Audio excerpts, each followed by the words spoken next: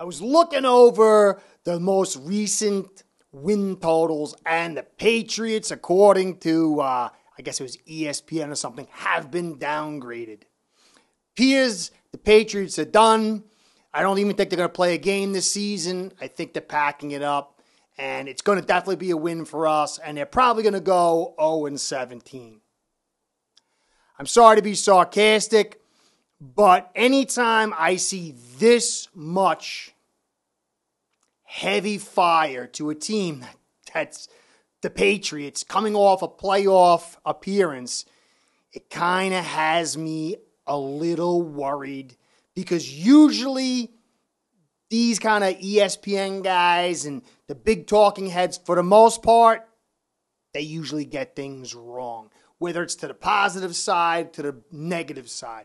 I don't think the Patriots are going to be a super duper team, but I do think they're going to be feisty.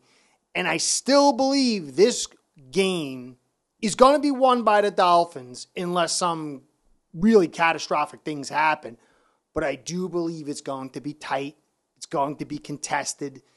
And I think the Patriots and the Dolphins are going to be battling it out for that second spot. And this is why I see this week 1 win as being critical, especially as I've said before, the next 3 games, they're not going to be easy. So I did a little preamble as far as the prep for the Patriots-Dolphin game coming up. And now I'm going to do a little chalkboard stuff. I'm going to show the Patriots offense against the Dolphins defense, because even though we have this unbelievable talent on the offense at receiver, and we've loaded up on this offense, I still believe the core of this team and the core of their success is going to be based on the defense. So I'm going to do something a little different. I forgot my mouse, so I had to do a cut. I'm back. Anyway, so I'm going to do something here a little different. I was just going to go over the 2 sides and try to show where, according to historically speaking, what these players have done, what the holes and strengths of both sides as they come together it's going to look like, and areas where Dolphins are going to need to win, and they're going to have little problems in certain areas, and they're going to have advantages in other areas. So I'm putting some graphics together. I was just going to do it by using names and stuff, but I really thought it would be a little confusing. So I whipped up some graphics. If this is kind of something you guys like to do, I'll do a better job as far as the graphics next time. So we'll see how it goes. But I'm going to take the Patriots offense, show you all the talent, players matched up against the Dolphins, and you're going to kind of see there's going to be certain areas that seem logical for the Patriots to attack. And if the Dolphins can overcome some of these weaknesses, I think it's really going to put huge pressure on the Patriots to win. Before I get into all that stuff, I just want to say thank you for stopping by. I really appreciate it. You know, as always, the likes and subscribes, especially the comments. And we also want to give a shout out to my sponsor, Ace Per Head. You guys and Ace Per Head, I get to do these things where I just talk football for a living. And let me tell you, it's fun. I want to say thank you. Ace Per Head's betting software is the premier white label platform for bookies to manage their players and grow their sportsbook operation. Click the link in the description below to get set up in minutes. Ask for the Curtis promo and get a special introductory discount. So I'm going to put a graphic up, and this is going to be looking at passing defense versus the passing attack of the Patriots. I'll kind of go over the keys as I show it up. I put little things here and there, little doodads to try to highlight what I'm saying. We're going to look at base offense versus base defense, and then we'll look in towards the nickel and the dime. And I think it's going to be clear that barring some huge turnarounds by some players, Miami is going to have some issues. Good news is Dolphins look like they're going in healthy. Van Ginkel's practicing this week, and that's a big deal for me. And when you look at the layout, you'll see why. Looks like Rowe's going to be healthy. Really, the only person, Needham is practicing. He's running around but not practicing. That's because they just don't want him to bang his hand up before the game. So he's going to be fine. Is going to be Byron Jones. But that's still a big piece. Still a big piece. And again, you'll see when we lay it out why that's going to be. So here's the graphic. And you'll see those. I got the names up here and the positions. Scrolled out the positions. I hope you can read them. But you'll get the idea. And I put blue squares around the areas where there's weakness in the pass defense. Now, Rowe, I like Rowe in coverage. I like him in run stop. Brandon Jones, though, he is a bit of a liability in pass coverage. Excellent blitzer. Excellent in the run stop. But he's not going to really give you much in the way of pass coverage. Holland at the top, unbelievable at everything. The guy's a star. All right. So at the top of our defense, I think with Rowe in there, I feel very secure. I think occasionally, maybe with Jones in there, he'll do great with the blitz and the run, but can sometimes get a little victimized. Now, Roberts, I like Roberts too. He can play pretty decent zone coverage, but he's still a liability. And Baker, he's okay, not great. Riley, he's pretty good, but not great. But overall, I would say they're in our base look with Landon Roberts there is a little bit of a soft spot over the middle. Now, if you go across the board, obviously, Howard, unbelievable. Star, as long as he's healthy. Phillips, he can cover and he can rush the passer. Now, Wynn, who's been moved over to right tackle, he's actually a better run blocker, a little short for a tackle. He's going to have some leverage advantages on Phillips, and I'll get into the run aspect. But he does suffer at times with his pass protection, and it's going to be very interesting. This is going to be a key matchup for me as far as the pass rush. Can Wynn handle Phillips? This is going to be a big deal. I'm really looking forward to this matchup here. Agba, across the board, that guy could do everything. Davis, the same way. Even though he's a big guy, he really puts a lot of pressure on defenders to handle him, and he opens up lanes for other players. Sealer, Wilkins, our interior pass rushers are excellent, and I think we have a strong advantage. Now, Onwenu and Andrews are really, really good. I mean, these guys are premier players, and they're going to be a bastion in between there. But with Wynn on the right side and Strange, a really big unknown. If you watch him, really good in the run game. Sometimes he gets physically overmatched. He's feisty. He's smart. The guy's going to eventually be good, but I really am a little concerned, not for him, but I would say for Patriots fans, that this is an area where Baker will get his blitz, where Sealer and Wilkins will really be able to dominate. And I think it's going to force Andrews over to help out Strange and double up, which while Onwenu is able to handle anybody on a consistent basis, I think it's going to be a battle because we have a lot of talent in there. He's a good player.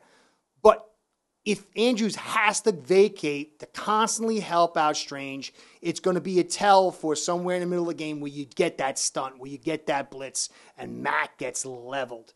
Brown, he's not really as good a run blocker as you would think. He's a better pass blocker, and he's quality. Now, Henry is going to be starting tight end. He's not a really great pass blocker. Smith, Jonnu Smith, not a great pass blocker either.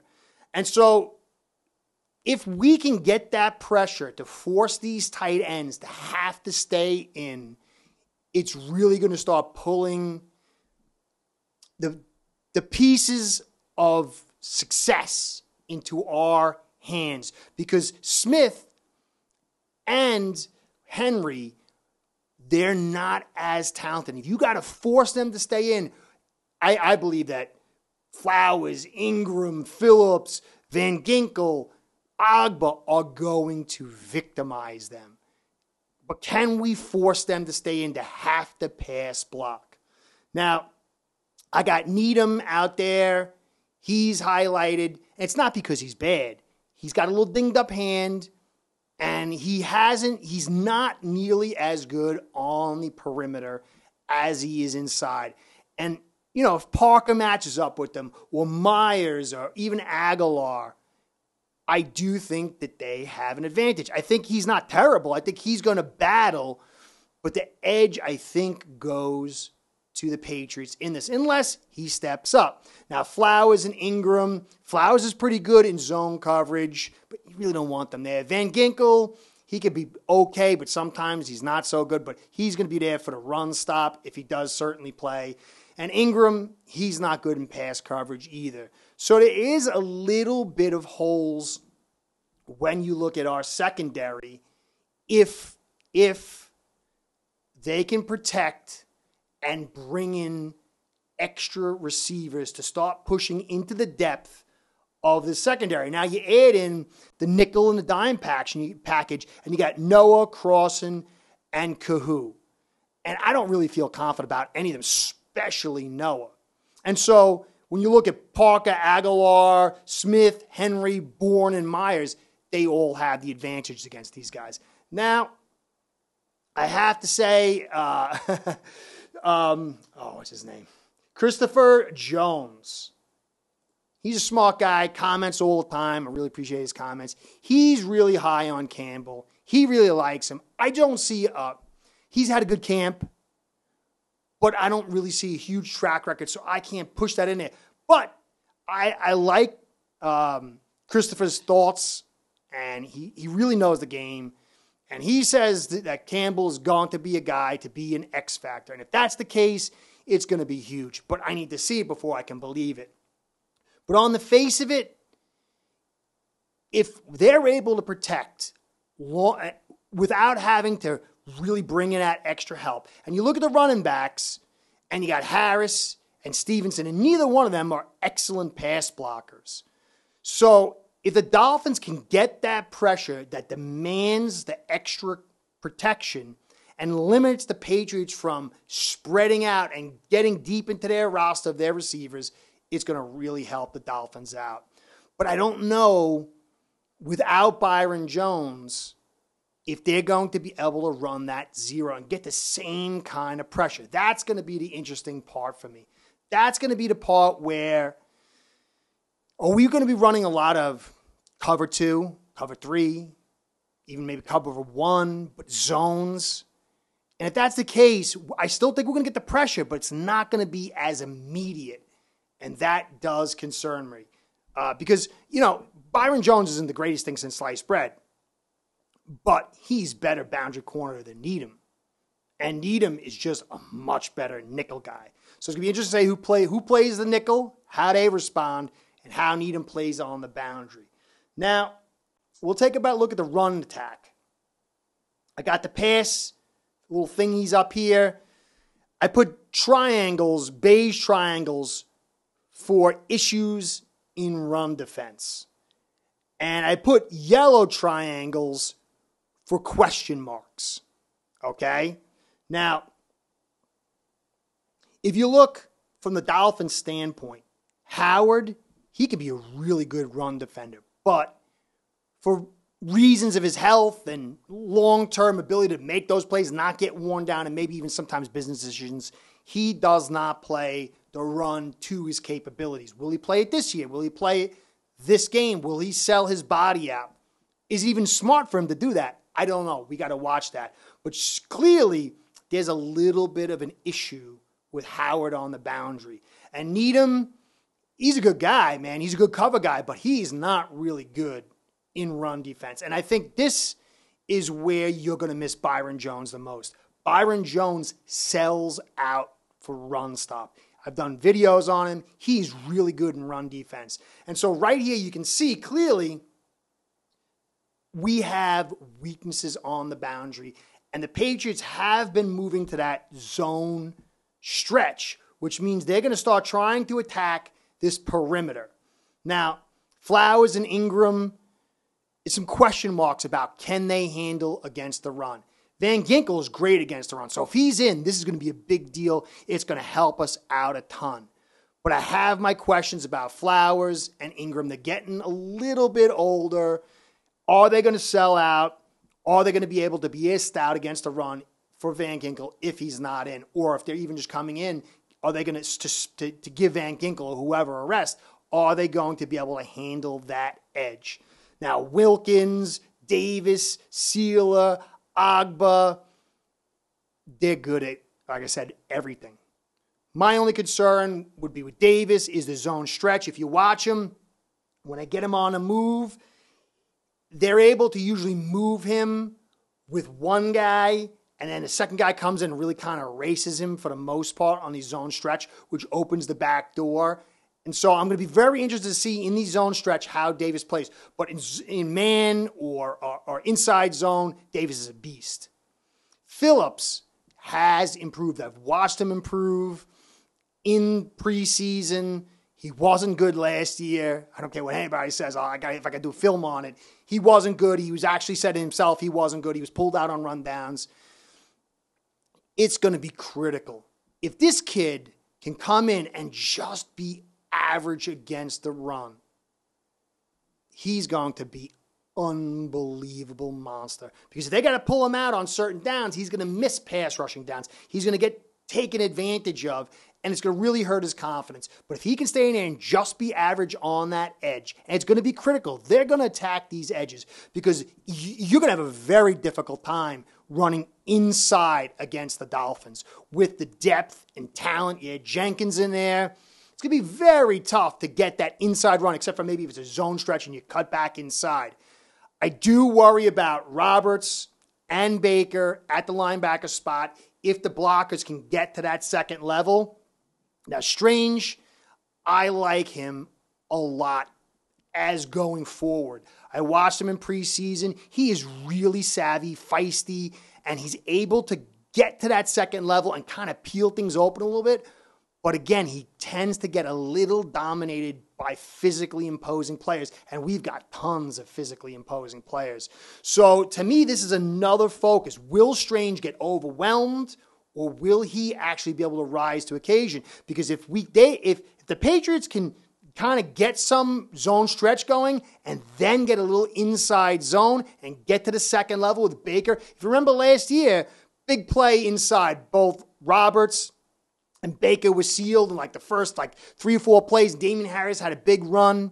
They were able to run up and down the field on us last year. Now, Davis was pulled out. He got injured. So that added to it. But even before that, they were able to get the run going because Onwenu is a beast. Brown, while he's not great at run blocking, as the game wears on, in a tight game, that 380-pound body wears people out. And while he's not a great technician, that mass over time does drain the life out of edge players. Wynn, he's a good run blocker, but we'll see how he matches up against Phillips and Agba. Andrews is a good player all the way around, So this is going to be, but I just don't think they're going to have the horses to come out and really get the inside run to get to that second level. They're going to have to stretch and pull it back inside and eventually maybe start getting the Dolphins overreaching and thinking it's outside zone when it's an inside zone and getting caught off guard. If they can run inside early on, it's going to be a long day for the Dolphins. I just don't see it, and I'm hoping not for it. Now, like I said, Baker and Roberts, I just don't like them when they have to. If they're hitting a gap, they're great. I mean, they're really good. But if they got to deal with blockers, forget about it. Jones, excellent. Rowe, excellent. Holland, excellent. So there's a lot of potential to stop that inside zone. It's just the perimeter play that concerns me. And if Strange somehow rises to the occasion and he can start getting to that second level, which I doubt, it will be trouble. But overall, you can see right here, it's going to be the edge in the run game. It's going to be, can they protect long enough to bring in the depth at receiver to attack our depth? I mean, yeah, our depth, Kohu and Campbell and all these other guys could just be genius and just be on another level. But I think if you look at a track record, Bourne, Myers, Parker, and Aguilar they've produced, they've shown more, and it does feel like they're going to have their way if the Patriots O-line can protect long enough, if they can get this run game going, if they can hit that perimeter, if they can stretch Davis out of the way and open up the inside, if Phillips can't hold his ground. And so these are the areas that I'm looking at. This is what I see is the foundation of the battle, because if the Patriots can score and they can run the football and keep our offense off, and they can victimize a little bit our defense and make this a longer-term match where the third and fourth quarter, it's coming down to something close, that's where I'm going to get scared. If the Dolphins get out to an early lead and they're, getting the Patriots off the field real quick, I think, as a lot of you said, it's going to be a wipeout. I think it's going to be a wipeout. But I'm going to get into the offense versus their defense, which I do like, but I'm still worried about our offensive line versus them and if we can get that running game going. Because no matter how much you have awesome receivers, and if you can't run that football and they're playing pass all the time, it makes it difficult to complete to get an actual consistent offense and passing game going. We're going to have to run that football. But I'll deal with that next time. If you guys like this, I'll do this again for the flip side. Anyway, I hope this was something interesting, something new here. I tried something different. Let me know if this is what you like, and I'll keep it up and try to improve on it. Anyway, big game. Can't wait. I just can't wait. I can't wait. I'm tired of guessing. I want to get on the wagon. I want to get on the bandwagon and say, we're heading that direction. I feel like my job is to be a little conservative. There's lots of great shows out there saying, we're going to do this, we'll do this. And I just feel like I have to be a little bit more conservative, because really the conservative play tends to be the more accurate one over the long term. But you know what?